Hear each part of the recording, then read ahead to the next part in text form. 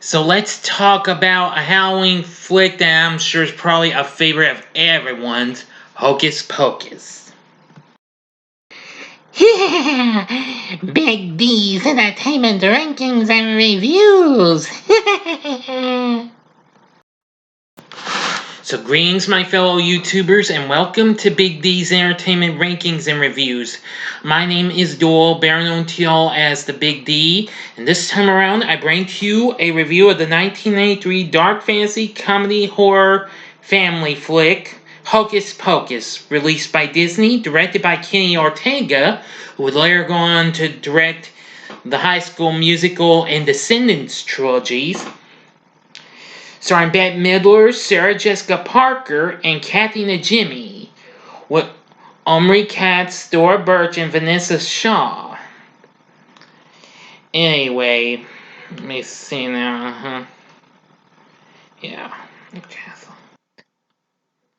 Anyway, the film follows a group. Well, not a group, but a villainous comedic trio of witches who are inadvertently resurrected by a teenage boy in Salem, Massachusetts on Halloween night. Anyway, the film received mixed reviews from critics, but the film was a bit of a slight disappointment. Well, not a critic or commercial success though, but it lost Disney a lot of money during its run. But however, it drew annual airings on Disney Channel and Freeform, formerly ABC Family. It has been rediscovered and has become a cult classic, since it has also more recently been back in theaters for $5. Anyway, let's get into our story. It's October 31st in 1693, place Salem, Massachusetts. Thackeray Binks sees his little sister Emily being taken away to a cottage of 3 witches. There, the Sanderson sisters, Winifred, Sarah, and Mary, cast a spell on Emily to absorb her youth and regain their own, killing her in the process. Thackeray confronts the witches, who transform him into an immortal black cat, cursed to live forever with his guilt for not saving his sister. The townsfolk, led by Thackeray's friend Elijah and his father, capture them, but before being hanged, Winifred casts a spell that will resurrect the witches during a full moon on All Hallows Eve, when any virgin lights the black flame candle. Unable to convince his father of his true identity as a cat, Thackeray decides to guard the cottage to ensure no one summons them. 300 years later, in 1993, on Halloween, Max Dennison is feeling unsettled from his family's sudden move from LA to Salem. So Max takes his younger sister Danny out for trick-or-treating while their folks go to a big party. And there they run into Max's new crush, Allison. In an effort to impress her, Max invites her to show him the Sanderson house to convince him that the witches were real. So inside the Sanderson cottage, now a dusty, neglected museum, Max lights the black flame candle and inadvertently resurrects the witches. The witches attempt to suck the soul of Danny, but Max comes to her rescue. Escaping, Max steals Winifred's spell book on advice from Thackeray, who now goes by his last name of Binks. The witches pursue him to a cemetery where Winifred raises her unfaithful lover Billy Butcherson as a zombie to chase them on foot. The witches tried to acclimate to the 20th century but are horrified when they discover Halloween has become a festival of disguises. They pursue the children across town using Mary's enhanced sense of smell. Max, Danny, and Allison find their parents at the town hall Halloween party where Winifred enchants the partygoers to dance until they die. At Jacob Bailey High School, the children trap the witches in a kiln to burn them alive. While the children are celebrating, the witch's curse revives them again. Not realizing they have survived the witches, Max and Allison open the spell book, intending to reverse the spell on Binks. The open spell book reveals the location of the group and the witches track them down, kidnap Danny and Binks, and recover the grimoire. Sarah uses her siren-like song to entice Salem's children, luring them to the Sanderson cottage. Max and Allison rescue Danny and Binks by tricking the witches into believing that sunrise was an hour early.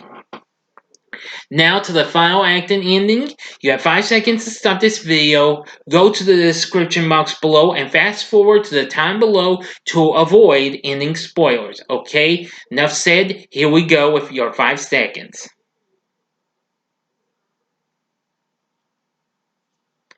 Okay, you've been warned. Back at the cemetery, the witches attack and Winifred attempts to use the last vial of potion to suck the soul from Danny. Binks leaps on Winifred and knocks the potion out of her hand. Max drinks the potion, forcing the witches to take him instead of Danny. The sun starts to rise just as Winifred is about to finish draining Max's life force, and due to standing on hallowed ground in the cemetery, she turns into stone. As the sun finishes rising above the horizon, Mary and Sarah are disintegrated into dust, along with Winifred's stone body. With the witches gone, Max, Danny, and Allison say goodbye to Billy as he returns to the grave. Binks finally dies, freeing his soul. Appearing as a spectral, Binks thanks the children for their help and bids farewell to them as he is reunited with the spirit of his young sister Emily. The exhausted partygoers, including Max and Danny's parents, oblivious to their enchantment, are freed when the spell is broken. Meanwhile, at the Sandersons' cottage, 2 bullies, Ice and Jay, who previously tormented Max and Danny, remain imprisoned in cages as the witches catch them and sing "Row, row, row your boat" to pass the time. And in the last bit before the credits start rolling, Winnie's spellbook is seen opening its eye, revealing it is still alive and the witches could possibly return again. End of story. Yeah, so what did I think of Hocus Pocus? I rarely watched this a few times, but I have seen it, including just more recently on Disney+. Even though Freeform's been airing it like crazy, like always, almost every single night, and it's been playing in theaters for the last three weeks now, or 4 weeks since earlier this month. I am going to say that I actually do like it.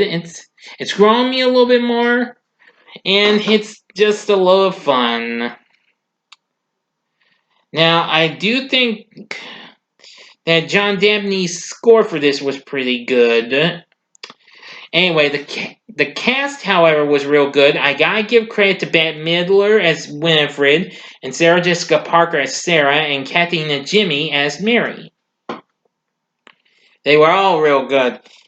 Omri Katz as Max, real good, and Thora Birch as Danny. She was real good. Now, most people thought this was the film that introduced us to her. No, it's not, actually. She has been in several other flicks before this, and way before she even became an even bigger star in American Beauty.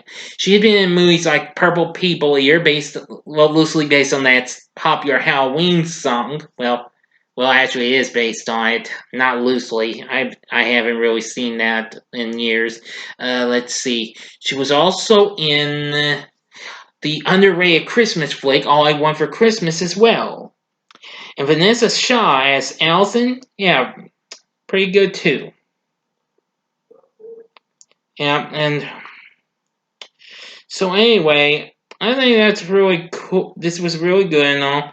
Now, but since this ended on sort of a cliffhanger, with the book still being alive, revealing the witches might return, well, this could happen, as Disney has confirmed that a sequel, which will be directed by Adam Shankman, who is no stranger to Disney, since he's actually did movies for the studio before, including The Pacifier and Bedtime Stories. as well as other movies such as A Walk to Remember, Cheaper by the Dozen 2, and Bringing Down the House, and of course the movies of the musicals Hairspray and Rock of Ages, and more recently directed last year's What Men Want. So we'll see what happens. It's in development now as a Disney Plus original film. So we'll see what happens. And there actually has been a book as well. Which came out a couple of years ago, titled Hocus Pocus and the All New Sequel. Never have read it, but I have seen that book before. So anyway, though it has a good cast, the story's not too bad. I mean, I like it taking place on Halloween, and I like Kenny Ortega's directing. And again, cast is good, music's good. So would I recommend Hocus Pocus? Well, yeah. Yes, give it a try if you've not seen it. But I'm sure a lot of y'all have already seen it. So that's about it. So, what are your thoughts on Hocus Pocus? Is it your favorite Halloween flick? Do you watch it every October? Well, you can tell me in the comment section below. If you like this video, click the like button below, subscribe to my channel as well, and be a part of the Big D Nation. And tomorrow, get ready for a couple more vids, starting with the next Saturday morning TV log of the new Scooby-Doo movies, and then I will be starting my last live stream of the month at 6 o'clock Central Time tomorrow, the Halloween live stream with the original Halloween and Halloween 2 plus Halloween 2018. Be there, everyone. And if you can't stay to watch, just drop by and say hi. I'd be more than happy to have y'all say hi and then be Splitsville in no time. I'm cool with that. But anyway, thanks for watching my review of Hocus Pocus. And if you like this, see these other Disney spook-tacular events. In the upper left-hand corner is my back-to-back review of Disney's Zombies and Zombies 2. In the upper right-hand corner is my back-to-back review of the original short film and stop-motion animated remake of Tim Burton's Frankenweenie. And as a bonus, this may not be a Disney flick, but it's a spook-tacular flick. Go to the bottom left-hand corner for my review of Casper, which I did earlier this week. And the bottom right-hand corner is the button you can click to subscribe. If you like rankings and reviews on movies, TV, music, video games, etc., then I'm your guy. And I'm still 5 away from reaching 250. I hope to get to it real soon. Thanks for watching. Until next time, I'm the Big D saying, see ya.